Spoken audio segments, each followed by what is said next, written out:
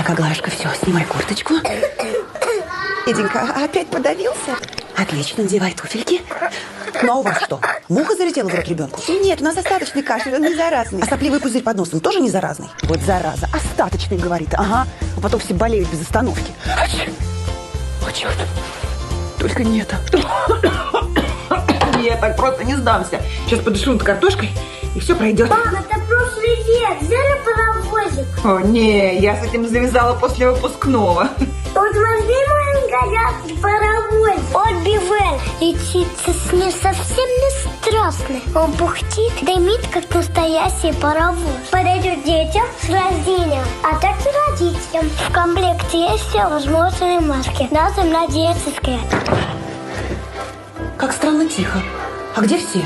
А у нас карантин, ветрянка. Вас не предупредили? Ой, а я ей в детстве не болела. Просто супер.